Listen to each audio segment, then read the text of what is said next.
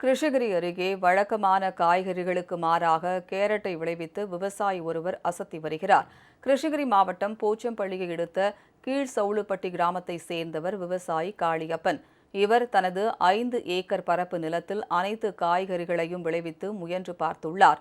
4 ஆண்டுகளுக்கு முன்பு வரை முள்ளங்கியை மட்டுமே பயிரிட்டு வந்த காளியப்பன் தற்போது மலைப்பகுதிகளில் குளிர் பிரதேசங்களிலும் மட்டுமே விளையக்கூடிய கேரட்டை சாகுபடி செய்துள்ளார். இதற்கான ஜப்பான் நாட்டிலிருந்து கேரட் விதைகளை அவர் வரவழைத்துள்ளார். ஏக்கருக்கு 1,20,000 ரூபாய் வரை கேரட்டை பயிரிட செலவு பிடித்ததாக கூறும் அவர் தற்போது 5 ரூபாய் முதல் 15 ரூபாய் வரை மட்டும் 1 கிலோ கேரட் விலை போவதாக விவசாயி காளியப்பன் ஏமாற்றம் தெரிவித்துள்ளார். ஒரு 30, 35, 40 ரூபாய்க்கு கூட விற்றோம். அந்த மாதிரி விற்றும்போது லாபமாக இருந்தது. இந்த வருஷம் பார்த்தா ஒரு 5 ரூபாயிலேருந்து 15 ரூபாய் வரைக்கும் வந்துருச்சு. இந்த வருஷம் லாபகரமாக ஒன்றும் இல்லை.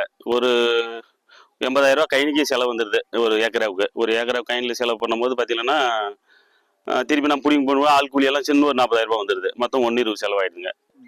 அரசாங்கம் இதை கண்டுக்கிறதில்ல. அரசாங்கத்துக்கிட்ட போய் நம்ம என்ன கோரிக்கை வைக்கிறது? அவங்க இவ்வளோ தூரம் திரும்பி பார்க்கறதில்ல. நம்ம நஷ்டம் தான் சந்திக்கிறோங்க. ஒன்றும் பண்ண முடியாது விவசாயிக்கிட்டது.